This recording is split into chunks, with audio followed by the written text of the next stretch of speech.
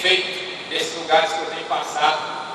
Pessoas aceitando a Jesus, pessoas que estavam desviadas, voltando de novo para a casa do Senhor, pessoas que às vezes estão com um pé na igreja, um pé no mundo, tomando uma posição diante de Deus. Então eu me alegro com tudo isso, e eu tenho total consciência que não sou eu que faço nada disso.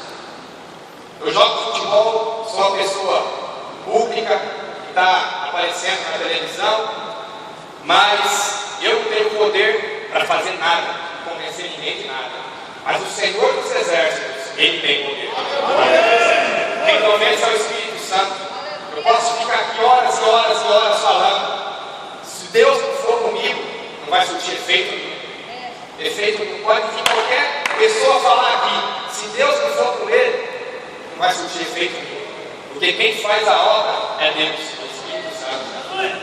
Eu gostaria de ler Salmo 30. Esse salmo fala muito comigo, desde que eu estava passando o pior momento da minha vida. Desde que eu li essa palavra, ela falou muito comigo, porque dizia muito a respeito daquilo que eu estava passando. Gostaria de convidar a igreja para se colocar de pé em reverência à palavra de Deus.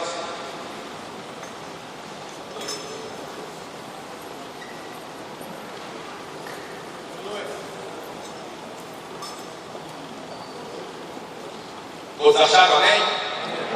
Diz assim: exaltar-te-ei, ó Senhor, porque tu me exaltaste, e não fizeste com que meus inimigos se alegrassem sobre mim. Senhor meu Deus, clamei a ti, e tu me saraste. Senhor, fizeste subir a minha alma da sepultura, conservaste minha vida, para que não descesse ao abismo. Cantai ao Senhor, vós que sois seus santos, e celebrai a memória da sua santidade, porque a sua ira dura só um momento, no seu favor está a vida. O choro pode durar uma noite, mas a alegria vem pela manhã. Eu dizia na minha prosperidade, não vacilarei jamais. Tu, Senhor, pelo teu favor, fizeste forte a minha montanha. Tu encobriste o teu rosto e fiquei perturbado. A ti, Senhor, clamei, e ao Senhor supliquei. Que proveito há no meu sangue quando desço a cova? Porventura te louvará o pó? Anunciará ele a tua verdade? Ouve, Senhor, e tem piedade de mim.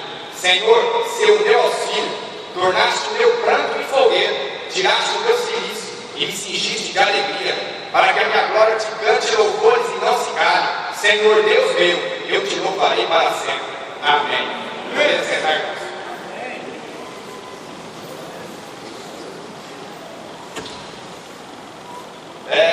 Eu vou contar rapidamente a minha trajetória, para aqueles que não conhecem tão bem da minha vida, ficarem conhecendo um pouquinho mais da minha história. Eu nasci em Ponte Gestal, 110 quilômetros aqui em São José do Rio Preto, cidade bem pequena, de 3 mil habitantes. Nasci ali e morei ali até os meus 15 anos. Com 15 anos saí de casa para jogar futebol, que era o meu sonho, me tornar um jogador de futebol profissional. Fui jogar em Americana, joguei no Rio Branco de Americana 3 anos. Depois, aos 18 anos, deixei a Americana e fui jogar na França, no Bordeaux. Joguei um ano no Bordeaux, voltei para o Brasil, Deus abriu uma porta no São Paulo. Joguei no São Paulo 1 ano e 7 meses. No São Paulo, Deus abriu uma outra porta no exterior. Fui jogar no Al Rayyan, no clube do Catar, mundo árabe, Oriente Médio. Joguei ali 1 ano e meio. Voltei para o Brasil com 22 anos. Deus abriu uma porta no Cruzeiro. Joguei no Cruzeiro 3 anos. Do Cruzeiro, Deus abriu novamente uma porta no exterior. Fui jogar na Itália. Joguei no Cagliari, da Itália, 2 anos. Depois fiz o caminho de volta para casa. Voltei para o Brasil. Deus abriu uma porta no Santos. Joguei no Santos 1 ano e 7 meses na minha primeira passagem. Do Santos, Deus abriu uma porta aqui no Brasil ainda. Fui jogar no Atlético Mineiro. Joguei no Atlético Mineiro quase 1 ano. Do Atlético Mineiro, Deus me levou ali para Salvador. Fui jogar no Bahia. Joguei no Bahia quase 9 meses. 9 meses praticamente. E agora estou de volta ao Santos, clube que eu tenho contrato até 31 de dezembro deste ano. Essa é a minha trajetória de vida, rapidamente contada, para aqueles que não conhecem tão bem a minha história, ficarem conhecendo um pouquinho mais. Como eu disse, irmãos, eu nasci aqui em Monte Gestal. Eu sei que alguns conhecem a cidade, outros só de nome, outros talvez me conhecem, porque é bem pequeno. E nasci ali, em Monte Gestal. Como o pastor Vanderlei já falou, meu pai foi pastor 13 anos ali na Assembleia de Deus, no nosso campo, ali em Monte Gestal.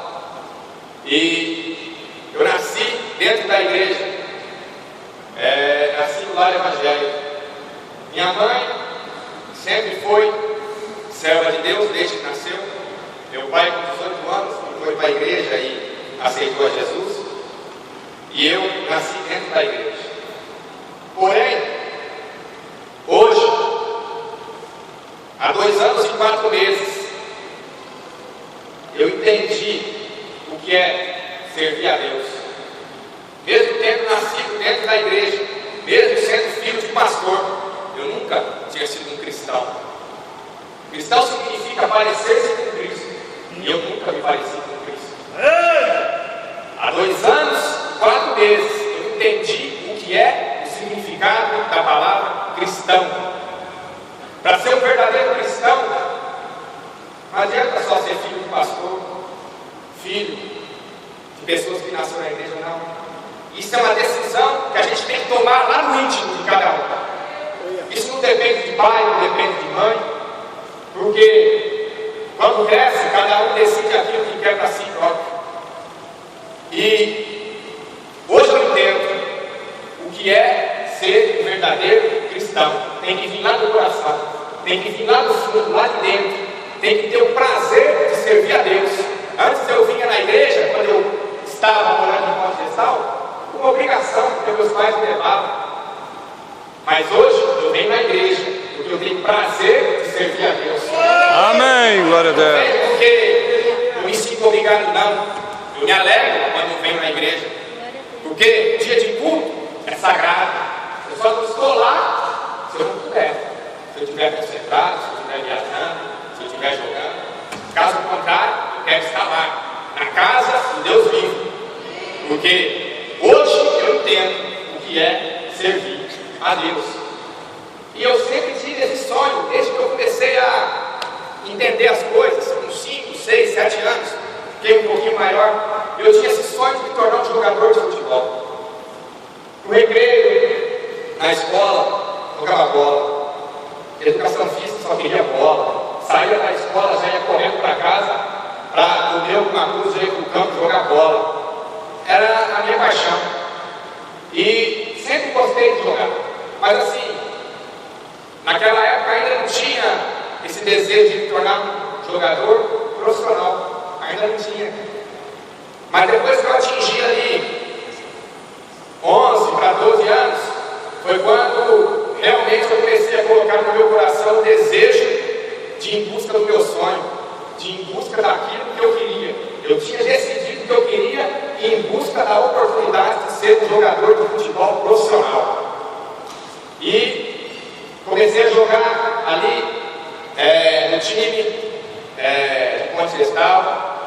Meu pai não gostava muito de ir no campo, tinha medo de alguém me machucasse, porque ele jogava com pessoas de mais idade, né, mais velho. Então meu pai tinha medo. Mas eu falei para meu pai, eu queria jogar, que futebol era a minha paixão, era o que eu amava. E o meu pai, diante daquela situação, decidiu vir aqui na sede conversar com o pastor Pelozinho, pastor José Pelozinho, que era o pastor presidente naquela época, ano de 99, 2000 mais ou menos, 99 a 2000. E meu pai veio aqui conversar com ele. Por quê? Porque o meu pai, ele vinha sendo criticado por algumas pessoas da igreja, pelo fato de que eu gostava muito de jogar futebol, que eu ficava nos campos.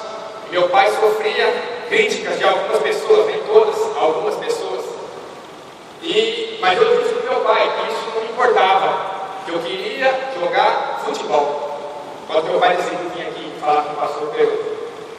E meu pai explicou a situação para o pastor e disse do meu desejo e da minha vontade.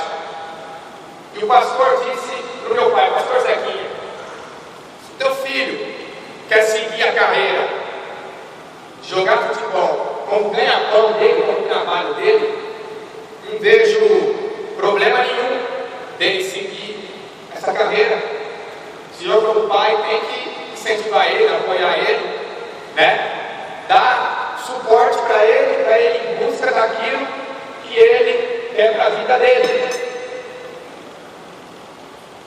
E quando a conversa já estava praticamente no final, entrou no gabinete do pastor João Newton, aqui da sede. Outros conhecem aqui, né?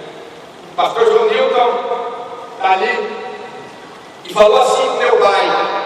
Meu pai que me conta isso, porque eu não estava presente, só veio meu pai aqui na sede.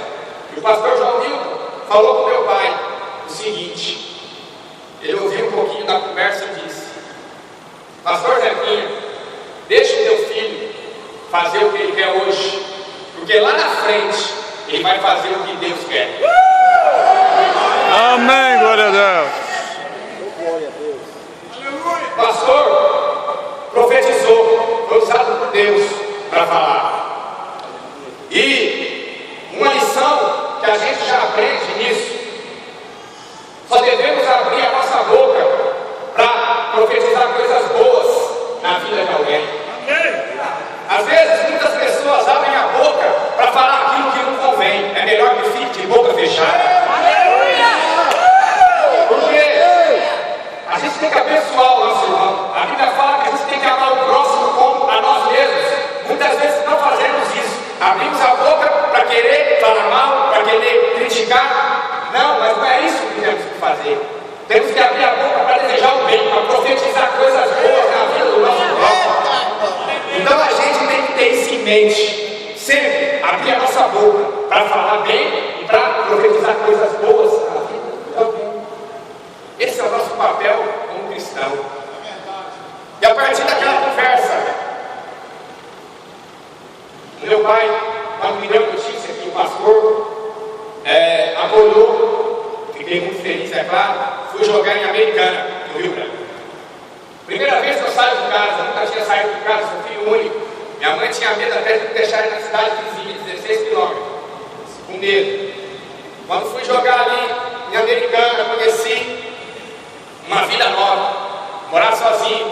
Quando cheguei ali, cheguei a ficar alguns dias num quarto, fiquei até uns 15 naquele quarto. Falei, meu Deus do céu, experiência nova. Fui aprovado no teste, depois fui para lá para jogar. Ali ficava de 4 a 6 jogadores por quarto, no alojamento do clube. E quando cheguei ali, foi difícil no início, os primeiros dias, os primeiros meses, porque não conhecia ninguém. Eu era uma pessoa muito tímida, então não era aquela pessoa assim muito aberta, né? Tinha mais dificuldade para fazer amizade. Então os primeiros dias ali batia aquela tristeza, aquela preocupação, às vezes vinha até aquela vontade assim, de querer ir embora. Só que a vontade que eu tinha de me tornar um jogador profissional falava sempre mais alto. E eu falava, não, agora que eu cheguei aqui, estou tendo a oportunidade, eu não vou voltar atrás, eu não vou desistir. E Deus me deu graça, Deus me deu força, e eu consegui superar aquele momento inicial de dificuldade. Comecei a fazer amizades ali no clube, e aí começou a melhorar a situação, comecei a treinar, a fazer amizade, e aí depois de uns 2 meses mais ou menos, já estava mais acostumado, adaptado. E conforme passava o tempo, eu ia me acostumando cada vez mais. E quando eu cheguei ali, em Americana, eu me lembro que nos primeiros meses ali, que eu fiz amizade com o pessoal, eu cheguei algumas vezes na igreja, próximo do estádio, que a gente ficava alojado, no estádio cidade do clube mesmo, tinha uma igreja presbiteriana, devia ser uns 600, 700 metros de distância, então dava para ir a pé.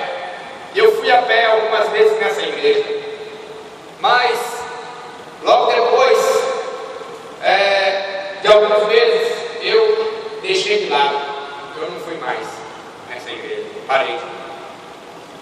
Conforme passado o tempo, completei 16 para 17 anos, aí eu conheci um outro lado da vida, que até então eu não conhecia. Como eu já tinha ali mais de um ano, quase para 2 anos, que eu estava ali, então, ou seja, já tinha bastante amizade ali no clube, já conhecia bem os jogadores, os amigos ali, e comecei a conhecer o outro lado da vida, que até então eu não conhecia. Comecei a sair com os meus amigos para festas, que até então eu não sabia o que era festa, eu não sabia o que era balada, eu não sabia o que eram essas coisas. E quando eu cheguei ali, naquele lugar, eu fiquei meio assim, deslocado, porque eu não sabia como é que era aquilo, estava indo pela primeira vez. E vários desses amigos meus bebiam, gostavam de beber, eu nunca tinha bebido, mas eu vendo todo mundo ali bebendo, eu fiquei curioso de experimentar, e fui experimentei também, falei, só eu que não vou beber, todo mundo aqui bebendo, eu vou ficar aqui, e fui experimentar também, experimentei a cerveja, experimentei algumas outras bebidas, e de vez em quando a gente saía, eu experimentava, tomava ali um pouquinho de cerveja, de outras bebidas, mas era só colocar aquilo na boca, bebi um pouquinho, meu estômago já embrulhava, meu estômago, meu corpo não aceitava aquilo, eu não gostava, eu não tinha prazer naquilo, eu não gostava de beber, eu percebi que aquilo não era para mim. Por algumas vezes, naquela fase inicial de conhecer essa nova vida, eu tentei, mas logo em seguida eu deixei isso de lado, porque eu vi que eu não gostava disso. Cigarro eu nunca tive curiosidade de experimentar. Droga, graças a Deus, nunca tive curiosidade de experimentar. Então, bebida, por mais que eu experimentei, não me chamou a atenção. Eu não gostei. Cigarro eu não experimentei, como eu falei, nem droga eu não experimentei. Agora, outra coisa me chamou a atenção. Disso eu gostei. Eu gostei muito da festa em si, aquele pessoal ali, da risada, aquela diversão ali. E gostei muito de ver todas aquelas mulheres ali perto de mim. Aquilo ali me deixou deslumbrado. Vendo aquelas mulheres dançando, roupa curta, eu falei, meu Deus, gostei disso. Foi o que eu pensei na hora. Mas naquela época eu não podia sair tanto, porque ganhava uma ajuda de custo, R$80 ou R$100, eu não me lembro. Ou seja, não era nem um salário, uma ajuda de custo que ele dava. Ou seja, se saísse 2, 3 vezes por mês, já complicava o orçamento. Não dava. E então saía bem pouco. Mas quando ia sair, eu ficava, vou sair. Agora eu vou pra balada, vou pra festa. Eu gostei da festa em si. Mas depois que passou o tempo, que eu fui jogar na França, aí já comecei a ganhar um salário um pouco melhor.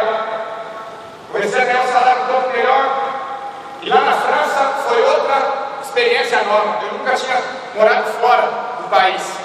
Antes de ir para a França, eu tinha viajado para fora do país apenas uma vez. Quando eu fui para o México jogar um campeonato, eu fiquei ali mais ou menos umas 2 semanas no México e voltei. Mas morar nunca tinha morado. E quando cheguei ali, experiência nova, morar sozinho na França. Eu fui com outro amigo que foi jogar também e isso ajudou um pouco. Um pouco não, bastante. Porque pelo menos tinha uma pessoa ali próxima. E no início foi bem difícil também, porque ainda era um pouco tímido e eu não entendia nada do que eles falavam. A língua era muito difícil, eu fazia força para ficar prestando atenção, mas eu não entendia nada. Era muito difícil, era ruim até jogando no campo, porque falavam comigo, eu só entendia Thiago, o resto eu não entendia mais nada. Eu sabia o que eles estavam falando, se era para ir para a direita, se era para ir para a esquerda, para frente ou para trás, eu não entendia. Então foi bem difícil. Mas depois que passou ali os primeiros meses, fui me adaptando. Aí eu conheci uma outra situação também, que até então eu não conhecia. Saí para uma dessas festas que eu gostava de ir. Meu amigo fez amizade com alguns brasileiros ali, que moravam ali, não que jogavam, mas estavam ali a trabalho, na cidade de Bordeaux. E quando a gente conheceu esses amigos, eu lembro que eu fiquei todo feliz, porque eu falei, opa, agora eu vou conhecer as festas aqui na França. Uma das primeiras coisas que eu falei, já estava curioso para conhecer as festas na França. E saí para algumas festas com esses amigos meus, gostava muito.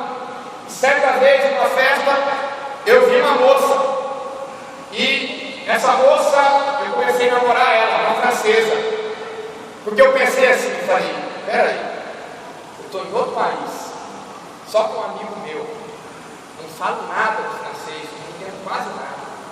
Saber de uma coisa? Vou namorar essa moça.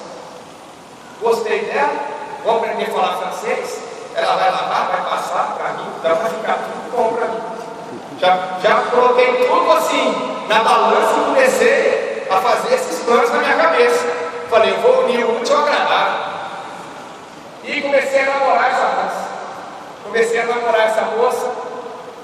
E aí, outra coisa nova aconteceu na minha vida, que até então eu não sabia o que era. Foi a minha primeira namorada, essa moça. Então, ou seja, ela teve uma experiência nova de um relacionamento, que até então eu não sabia o que era. E depois que a gente começou a namorar, aí eu conheci uma outra coisa nova.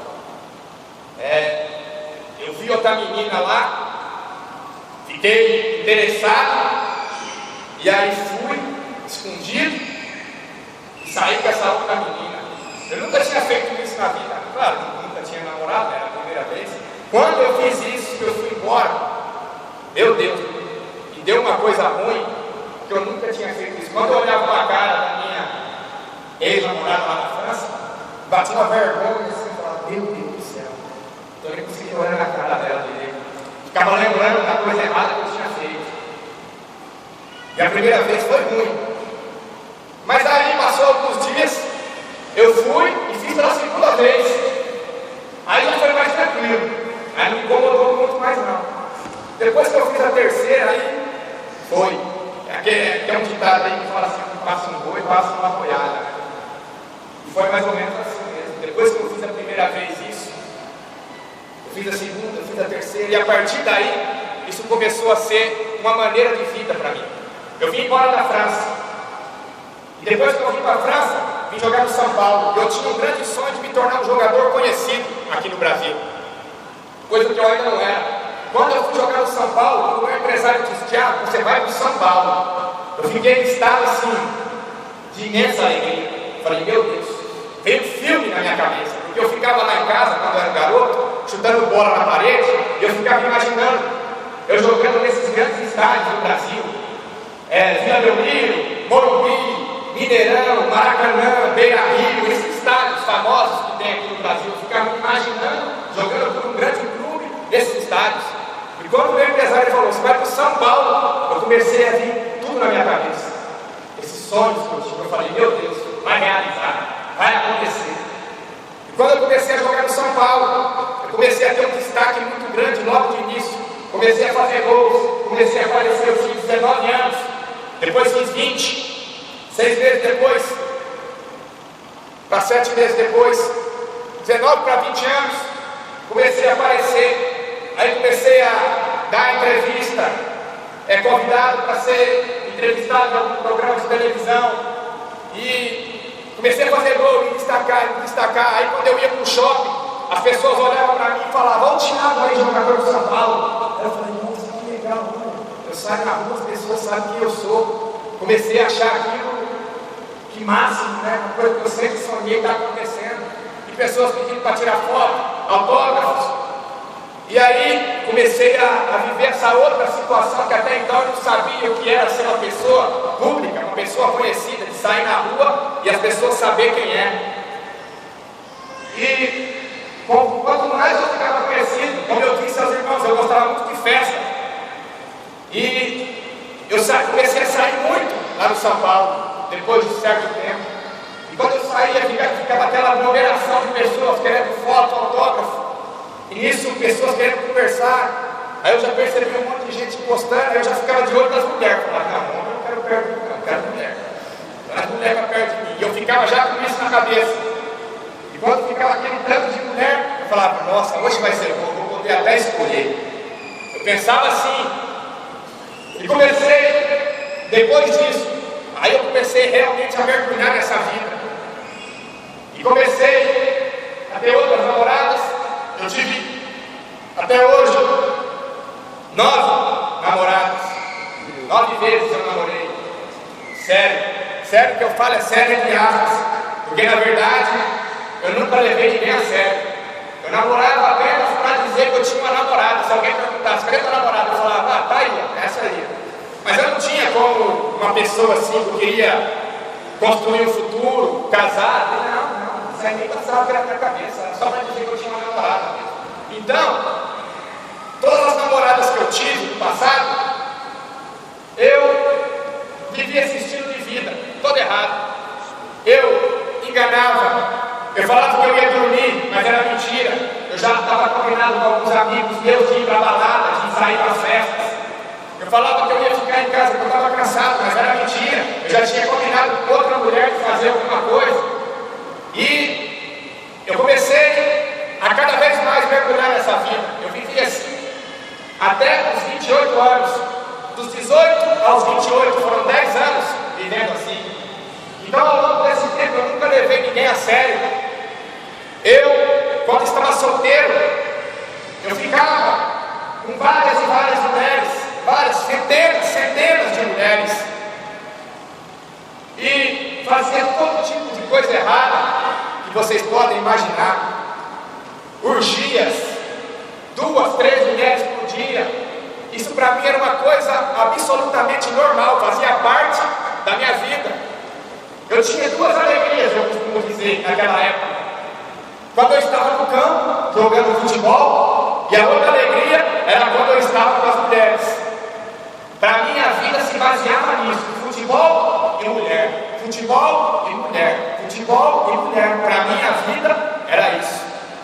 E ao longo desses 10 anos, como eu disse, conheci centenas e centenas de mulheres. Eu tinha 2 telefones. Eu tinha o meu telefone pessoal, da minha família, dos meus amigos próximos. Eu tinha um outro telefone só para falar com mulheres. Telefone à parte. Porque eu sabia que eu podia namorar em algum momento e a namorada não podia saber desse outro telefone. Então eu deixava esse telefone escondido. E eu tinha o Facebook também.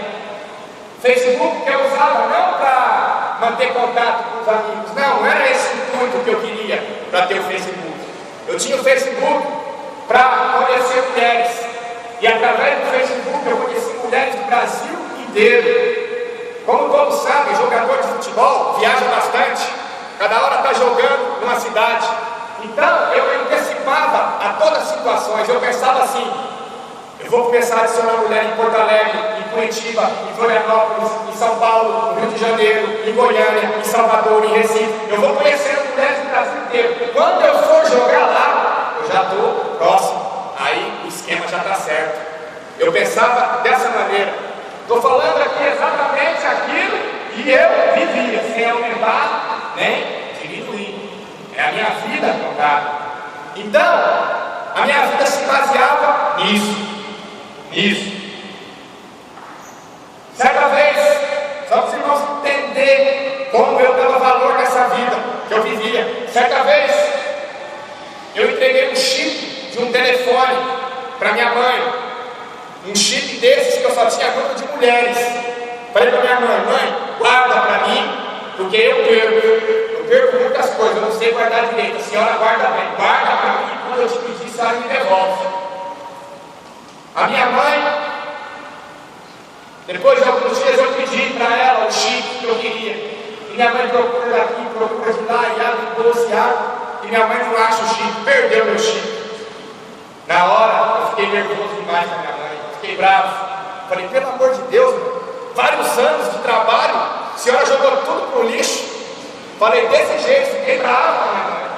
Pensei assim, meu Deus, que trabalho que deu para juntar tudo isso, minha mãe, de uma hora para outra, perde. Fiquei nervoso. Hoje eu dou risada, mas naquela época eu não dava risada, não. Eu ficava muito bravo mesmo. Cara de poucos amigos. Só que, quando eu estava namorando a minha última ex-namorada, quando eu conheci ela, a gente começou a se conhecer, a gente começou a ficar, E isso é outra coisa que eu quero abordar. Seguinte, eu estou servindo a Deus há 2 anos e 4 meses. Eu vivi o mundo lá fora a fundo, eu sei bem como o mundo funciona lá fora, eu sei bem, porque eu vivi aquilo que o mundo oferece e vivi aquelas festas de melhor que tinha. Mulheres, tudo quanto é tipo de mulher, loira, morena, ruiva, alta, baixa, tudo quanto é tipo. Então eu estou falando daquilo que eu sei, que eu vivi. Hoje, há 2 anos e 4 meses na igreja, é triste quando hoje eu vejo pessoas, às vezes, dentro da igreja, ficando por aí, ficando escondido aí. Pessoas que se dizem cristãs, servem a Deus. Às vezes pensam assim, ninguém vai ver, ninguém vai saber, o pastor não sabe, o meu pai não sabe. Às vezes mente para o pai, mente para a mãe e combina com o bateria, vamos se encontrar ali. Só que eu quero dizer uma coisa: pode o pai não saber, pode a mãe não saber, pode o pastor não saber, mas o Deus vivo, ele sabe de todas as coisas. Ele sabe tudo. Esconder do pai, da mãe, do irmão, do pastor é muito fácil. Eu quero ver aquele que esconde do Deus Todo-Poderoso. Ninguém pode esconder nada, porque a Bíblia diz que tudo está patente aos olhos dele. Ele sabe de todas as coisas. Então, é triste quando a gente vê a oportunidade que pessoas têm de ser fiel a Deus, mas preferem levar na brincadeira. Não façam isso, não façam isso. Se tem alguém que faz esse tipo de coisa, ainda dá tempo de mudar de vida. Porque é um prazer servir ao nosso Deus. Glória! A gente tem que ter prazer em ser fiel a Deus. Prazer. Porque isso é bom demais, não tem preço. E quando eu comecei a ficar com ela, como eu disse naquela época, a gente começou a namorar. E depois que começamos a namorar, como eu disse, a gente começou a namorar. E eu contei aqui o meu estilo de vida. E eu vivi o mesmo estilo de vida com ela. Eu mentia para ela, falava que eu não saía com outras mulheres. Como eu já falei aqui, saí escondido com outros amigos meus para ir para as festas. E os primeiros 3 meses de namoro foi assim. Só que depois, mais ou menos uns 3 meses que eu estava com essa moça, eu saí de casa para fazer essas coisas erradas que eu fazia. Quando eu estou voltando, eu senti algo falar comigo, dizendo: Tiago, para com essa vida. Aí eu fiquei assim, ué, que é isso? Coisa estranha. Começou a me dar um remorso, começou a me dar uma dor, e começou a vir na minha cabeça por que eu estava fazendo essas coisas, por que eu estava me comportando, vivendo daquele jeito. E eu fiquei com aquilo na cabeça. Mas depois de algum tempo eu esqueci. Passando-se mais alguns dias, novamente, eu saí de casa para fazer essas coisas erradas. Quando eu estou voltando, de novo, senti falar no meu coração: Tiago, para com a vida que você está vivendo. Aí eu fiquei preocupado. Aí eu falei: meu Deus, mas de novo isso nunca tinha acontecido. O que está acontecendo comigo?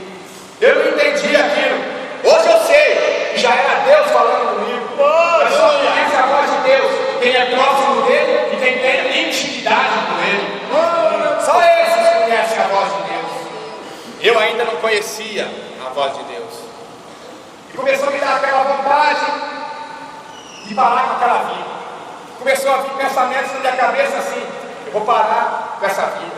Peguei esse celular que eu tinha para falar com outras mulheres, peguei o Facebook, cancelei o Facebook, resetei o celular, apaguei tudo, contato, apaguei tudo, e dei o celular de presente para um amigo meu.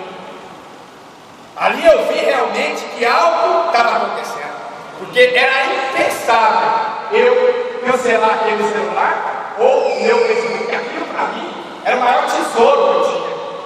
Quando eu cancelei aquilo, realmente eu vi que algo estava acontecendo. E comecei a mudar. Passou ali uma semana, 2 semanas, um mês. Graças a Deus eu ali, firme. Às vezes alguns amigos me chamavam para sair, bati parecia aquela coisa assim, eu vou, não vou, mas não vou. Eu imagia firme e não ia. Às vezes eu ia no shopping, comprar alguma coisa, comer alguma coisa, na praça de alimentação. Às vezes eu estava caminhando assim pelo shopping, aí vinha uma moça bonita de encontro. Aí eu falava, vai, meu Deus, lá vem a tentação, meu Deus do céu. Aí quando passava por mim assim, que cruzava, meu pescoço chegava a doer. Eu falava, e aí, eu vou olhar ou não vou? Eu falei, não vou olhar não, que é melhor não olhar. E eu ficava aquela briga comigo mesmo. Era uma coisa assim, eu tinha que lutar comigo mesmo. Eu falava, meu Deus, não, eu não posso. Mas Deus estava me dando força para passar por aquilo. Passou um mês, passou 2 meses, passou 3 meses.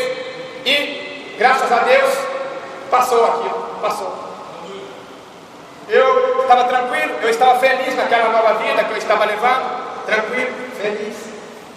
E não estava sentindo falta daquela vida que eu levava.